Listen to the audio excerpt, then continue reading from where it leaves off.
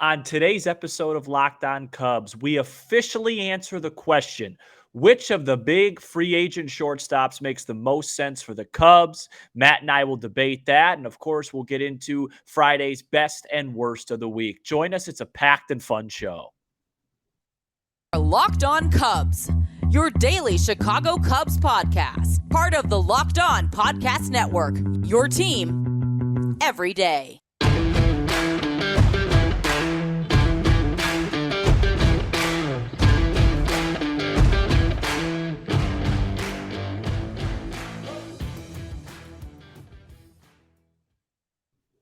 Welcome back to Locked On Cubs. Alongside Sam Olber, I'm Matt Cozy. Pleased to be with you for a fun Friday episode. The Friday episodes have always been very exciting, a little bit goofy, and very informative. And we plan to do all of those today. Thanks for listening to us wherever and whenever you may be listening.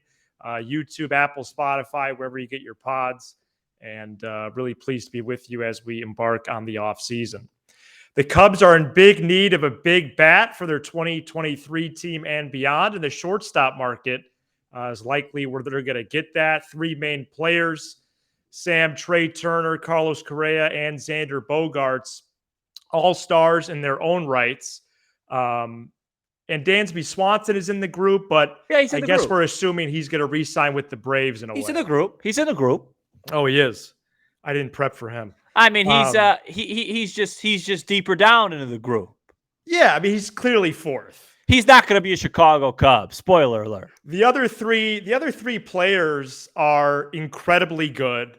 There's many similarities. There is some differences, and really exciting if one of these three guys do eventually make it to the north side. So, Sam, what are you excited about with this conversation? And we'll get going here. Well, I'd like to give our listeners a little bit of a background as to why, because a lot of people, and by a lot of people, I mean, I don't know, less than five, have said to me, Sam, the Cubs have Nico Hoerner. Why are they so intent? Why are they so stuck on adding a shortstop? And here's the simple answer. Because that's what's available and that's what's realistic. So, for example, Rafael Devers is a third baseman, a very good one of the best in all the land. If he were available in free agency this winter, the Cubs would probably be very much, attached to him with rumors because that's also a need.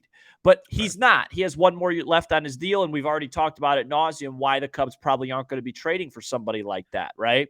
So, yes, I understand Aaron Judge is a free agent. Yes, I understand Brandon Nimmo, who plays center field, is also a need.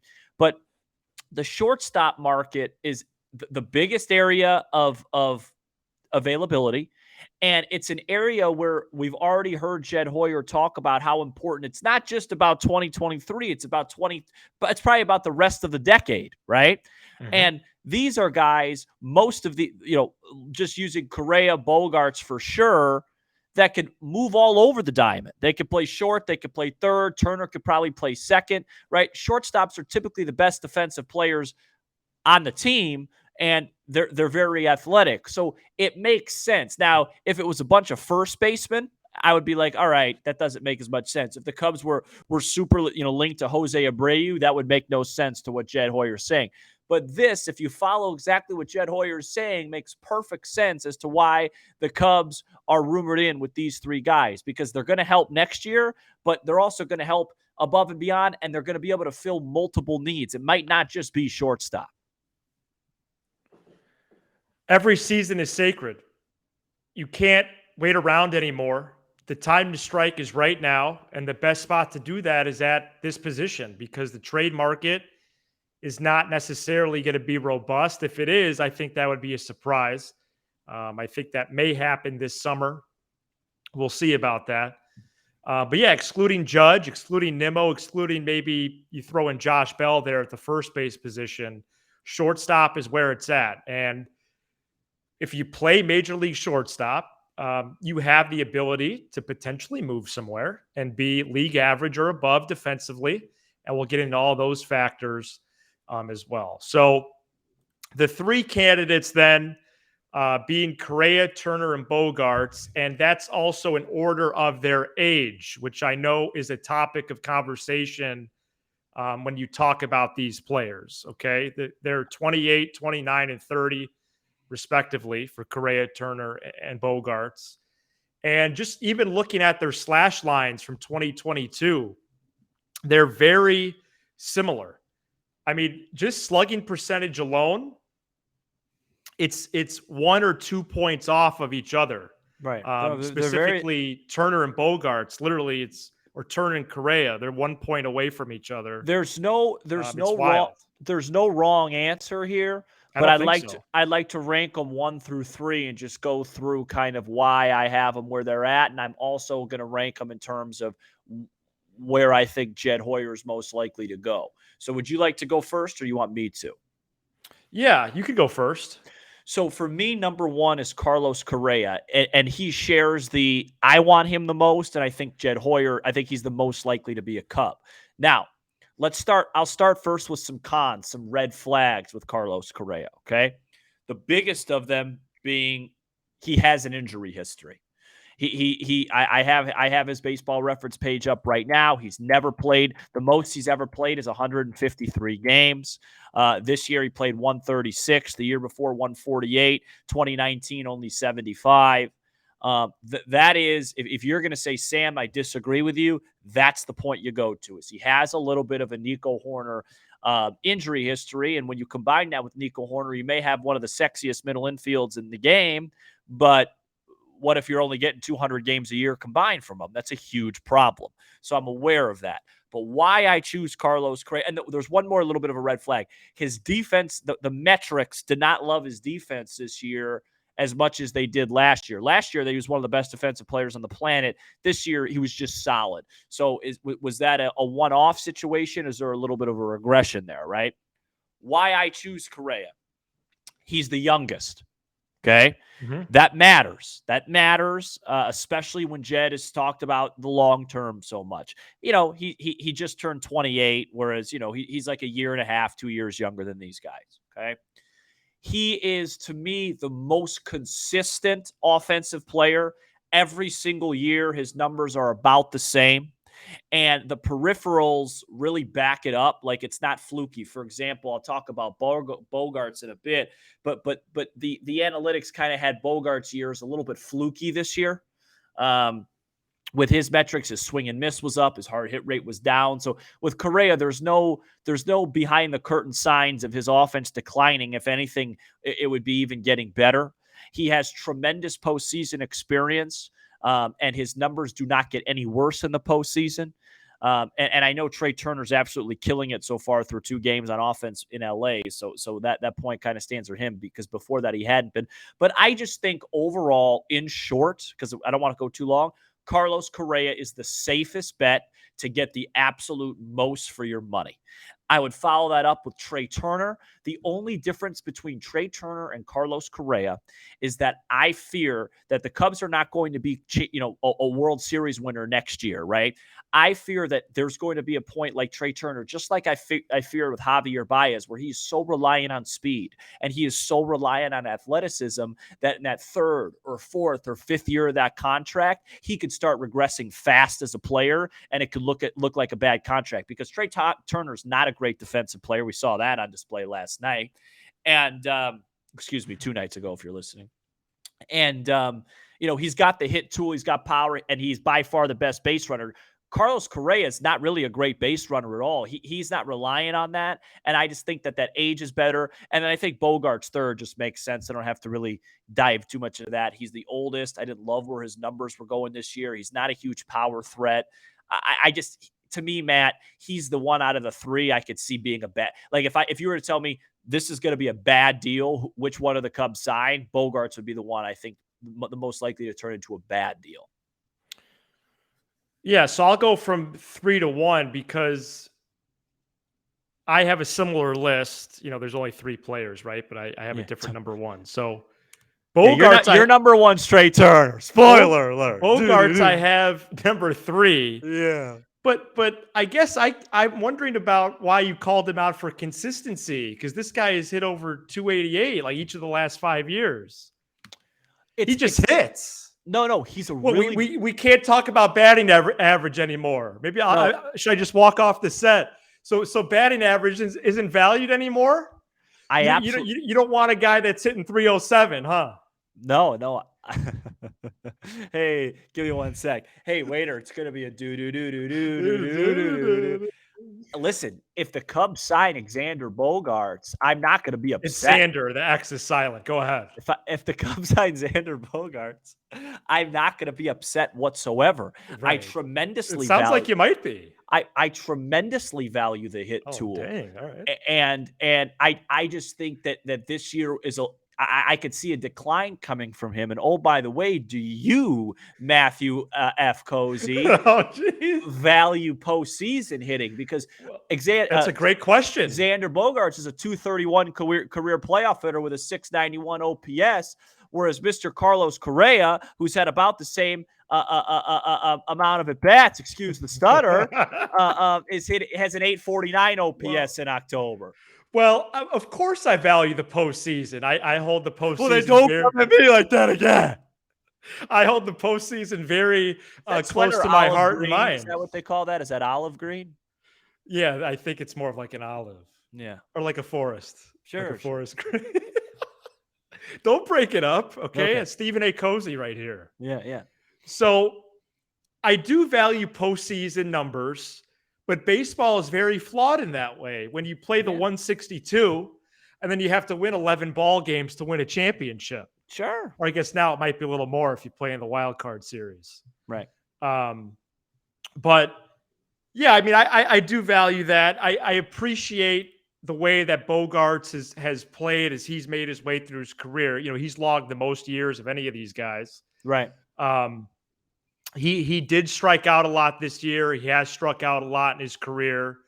And defensively, you know, he had a pretty solid year this year, but he's the guy that and also age, which should matter. But he's the guy that everybody says, oh, he could just slide over to third. I don't know if that's necessarily a good thing. I don't see why. I don't think that's like great. Like, oh, he could just slide over to third. He's supposed to be a shortstop. I understand the versatility. Yeah, well, A-Rod did that. Good shortstops could slide anywhere. They can if it's good for the team. Yeah. So I'm going to have him third. Let's move on here. Can I just make a couple more points? Right. Just some nerdy statistics for you. Oh boy. All right, Boog. I know. BABIP for Bogaerts this year, 362. His career's 336. Wow. Little bit of fortune. Just a little bit of fortune there. That's to hit 307 and have a BABIP of 362. That just tells me he's going to decline a little bit. I still think he's going to be a really good hitter. I don't think he's a bad player. Strikeout percentage up just a tad, especially for a contact guy. Power down. Go ahead. Correa is number 2 for me. He actually made the least amount of errors if you're just going on, again, the old school stat of fielding percentage. Right. He could play third base as well. The big appeal with Correa is the power. 20-plus home runs in 6 of his 7 seasons, if we're excluding the shortened 20-year. And he never plays a full year. Like you said, injury history more than the other 2 players. Sure. Right, so those homer numbers would go up. And finally, number 1, he's been one of the best overall players in the entire sport in the last few years, much less at his position. Trea Turner, where he varies himself, although with age, as this change, he steals bases. He's an all-around hitter.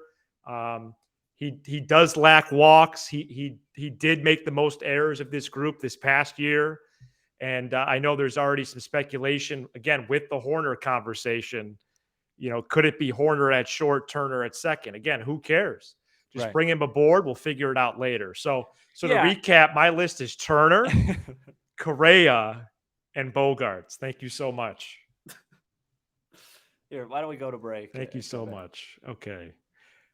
Today's episode is brought to you by BetOnline. BetOnline.net is your number 1 source for football betting info this season. Bears and Commanders kicking off in less than 3 hours from recording time.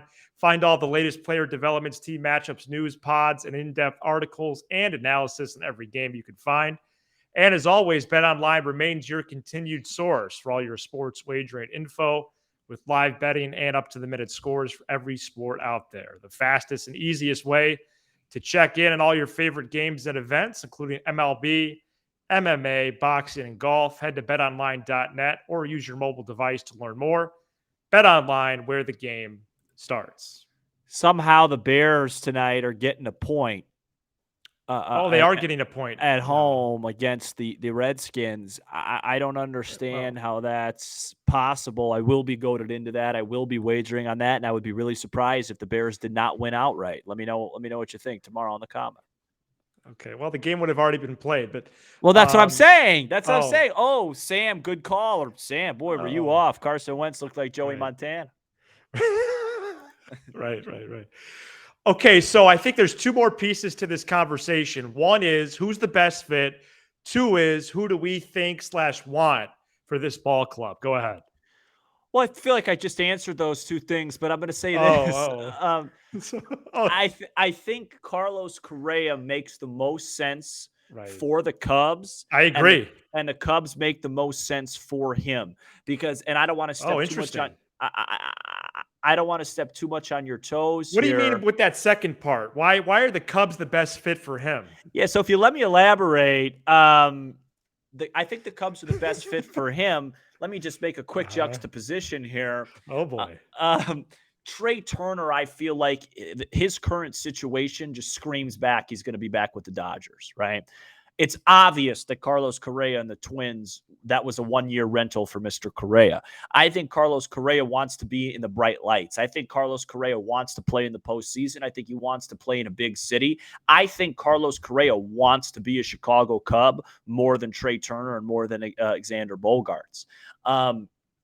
So that's why I think that fit works out really well. And like I said, I made the point for the Cubs already. I think Carlos Correa makes the most sense for the Cubs because in year 5 of the deal, I think he's the best player by a mile out of these three guys.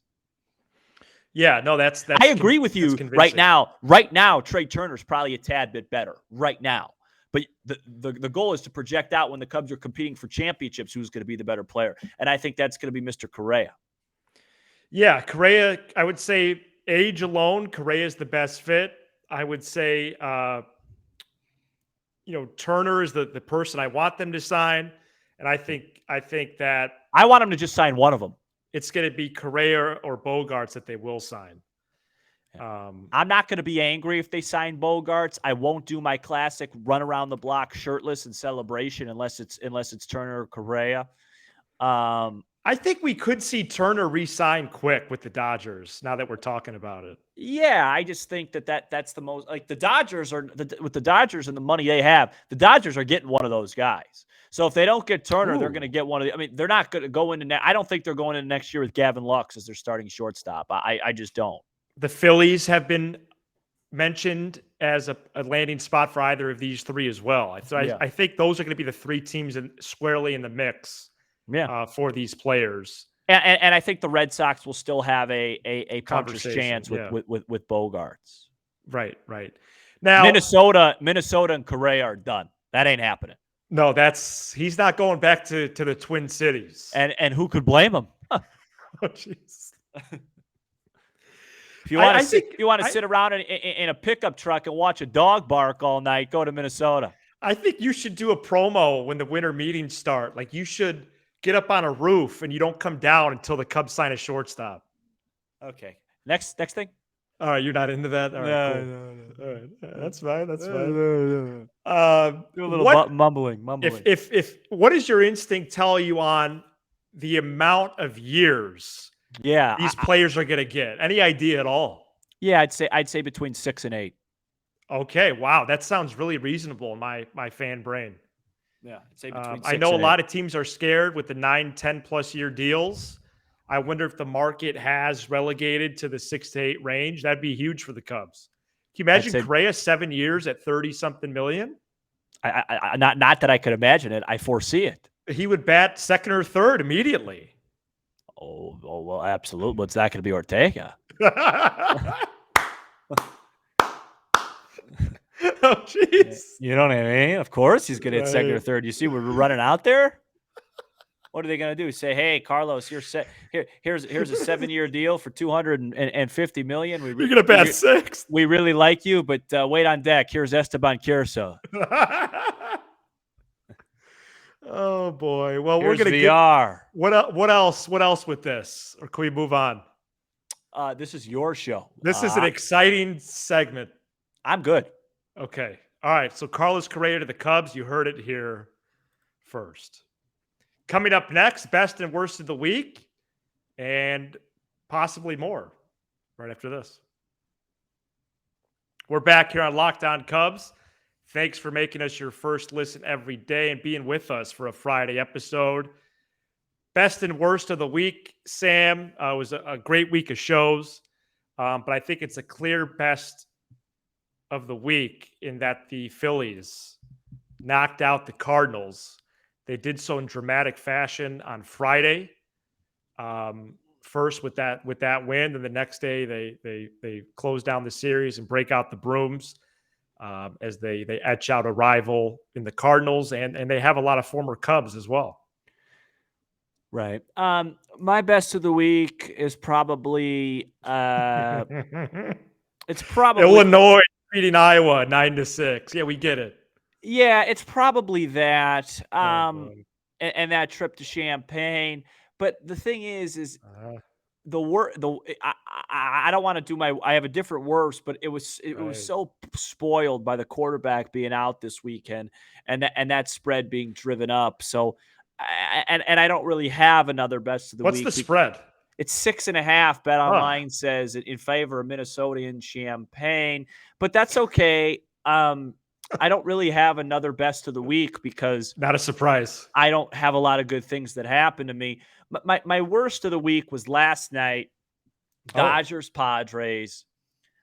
I've made no mistake about it. I like Clayton Kershaw. He's my favorite pitcher. He battled last night. He didn't throw the ball great, but he was good enough for the Dodgers to win. And Trea Turner, ironically, a subject to this conversation, made a couple bad plays at short. Will Smith botched the ball catching.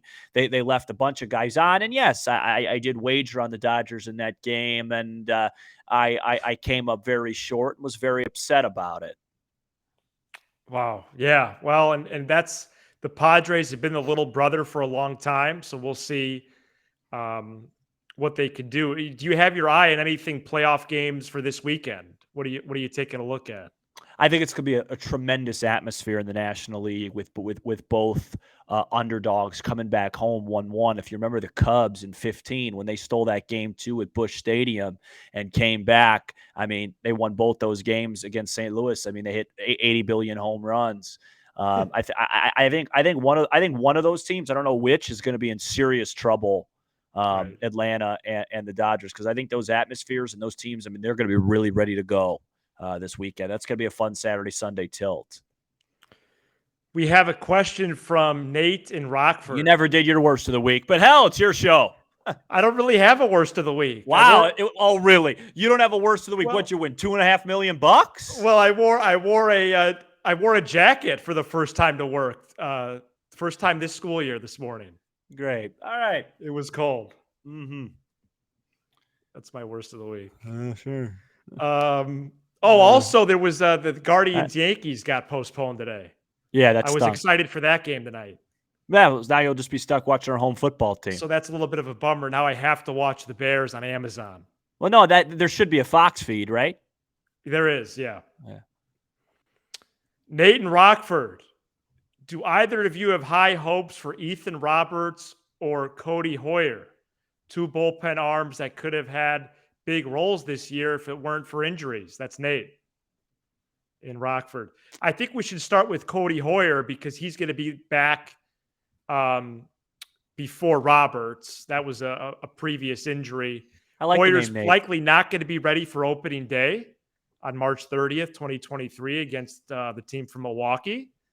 But I think he'll be back by early June at the latest. And, you got him in the Madrigal trade with Madrigal for Kimbrel. He's a major league pitcher. He's proven himself at the big league level. I think he could be a piece out of the bullpen in 23. With Ethan Roberts, Great story coming out of spring training in 22, but I just really don't see him being on the radar for this next year. I would say agree. I have moderately high hopes for Cody Hoyer. I really hope he can. You can't count on him. No, well, you can't count on anybody coming off that type of injury. But I would say I have moderately high hopes for Hoyer. And with Roberts, I really like the cutter. I mean, it's a really good pitch. Mm-hmm. There's something there with it. But I agree with you. I would say anything you get from him now moving forward, I would consider kind of putting that bonus slot, which, by the way, you have to get at some point. So people that you don't expect to contribute have to contribute for you to win championships. That's a fact. So don't, when I say put it in that bonus slot, that means I'm not ignoring him at all. I'm just saying I don't expect it. Whereas, with somebody like Wisniewski at this point, I'm expecting production in the 2023 season. As you're listening to shows or catching up on shows, hit us up. 312-834-4634. We did an episode this week on the Hoyer press conference, the Ricketts letter, attendance, the Marquee Sports Network. We gave our first player grade to Ian Happ, and then we rated the shortstop market. So let us know what you think. Anything else on the way out, Sam? Should be a good weekend. Play us at parties like we always, or by a fire. Quick thing before we get out. Right. Don't like Thursday night football. Build my whole weekend around watching my football team. Now what am I supposed to do on Sunday? Have a great weekend, everybody. I echo that statement. I think Thursday night football is probably on its way out soon if the games are 6-3, whatever the final was last week. Right. So we'll see if that changes. Like Illinois and Iowa. Thanks, everybody, for tuning in. Stay with us next week. We'll be back on Monday. For Sam Olber, I'm Matt Cozy. This is Locked On Cubs.